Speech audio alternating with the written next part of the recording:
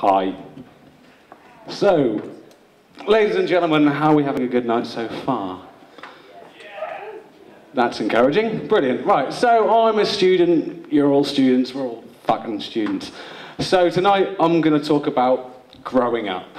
I know that technically I don't look like the most reputable of characters to talk about growing up, but fuck it, we'll see how it goes.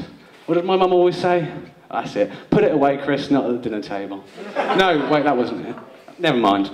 So, yeah, so I'm going to talk about moving into a shared house. Because, for example, as students, we all know that's one of the things we have to give up as growing up. We have to give up our dependence. We have to move into a shared house.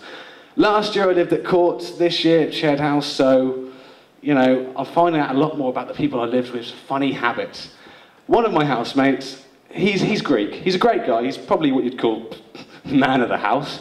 But, yeah, his funny little habit is that he's really, really bad with money. And I always have to bail him out. Now, I don't know if there's a link there. Greek, really, really fucking bad with money. That's for you to decide, but I will just let you know, if you decide there is a link, that makes you a racist. No, I'm joking. Greeks are bad with money. They are. I'm not saying that as a personal attack on any of its people, so if you've got any little internal monologues going on, you can stop them. All I'm saying is, here they are, struggling to keep their economy stable, and, you know, they invented the fucking Olympics!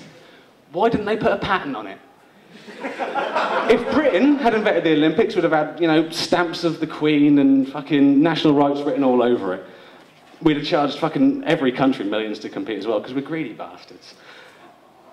The sports would have been different as well, let's be honest. It would have been less of the triple jump, more of the sort of triple penetration dogging, because I don't know if you've sort of kept up with Brits, but we've not always been known for our class throughout the ages.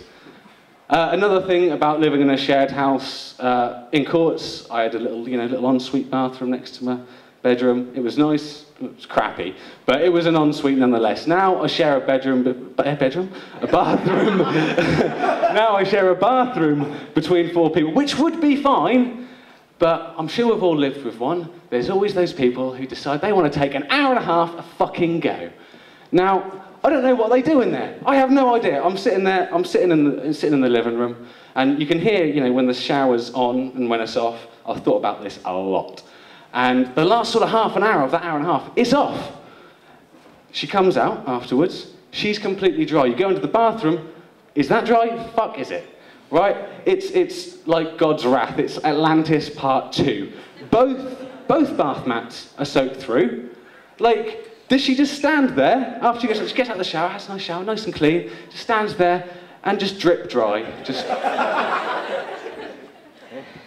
I don't know, it's fucking annoying. It is fucking annoying, but usually I can deal with it. You know, we all have people, you have to deal with a lot of pricks in your life, so you can deal with it. But this one occasion, I'd been eating at the Shed. You know, the Shed, you know, the thing that this gig is all about, the gig formerly known as the Shed. I don't know whether even half of you know where you are, to be quite honest.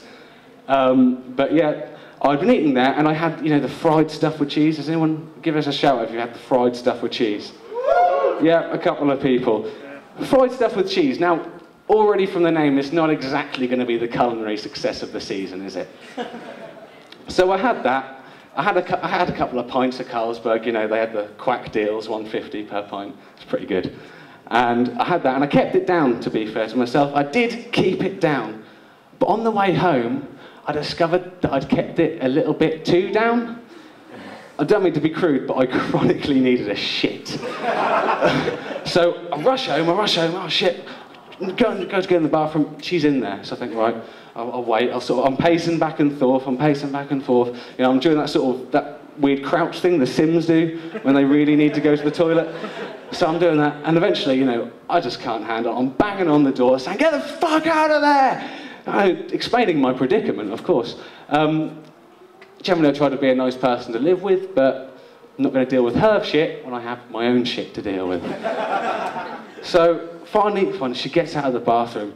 I run in, sit down on the toilet. It's Thunderbirds our go, and then I realise exactly how she dries herself. She uses the fucking toilet roll! It's not the only bad experience I've had with tissue. That sounds a little bit weird. But no, I had to have some fillings fairly recently. I had to go to the dentist. I had to have 3 fillings, which is quite bad. But the problem is, in fact, it's the reason why I've given up porn. Has anyone, you watched a lot of porn, you have the characters. You got the sexy doctor, the teacher and student, all that sort of thing. Has anyone seen the sexy dentist? By way of applause. This guy has. This guy loves the sexy dentist. So, I have, as it happens, quite a sexy dentist. And when there's a very, very sexy woman prodding around with your mouth, certain things start to occur. So I'm sitting there and halfway through, and I swear, I'm going to have to use a rather crude term here, but I swear I have never, ever jizzed my pants. Until that moment. Yeah, and that was only the first filling. I needed 3. So I'm sat there and I'm thinking, what the fuck do you do in that situation? Anyway, does anyone know? Anyone have an idea? Exactly.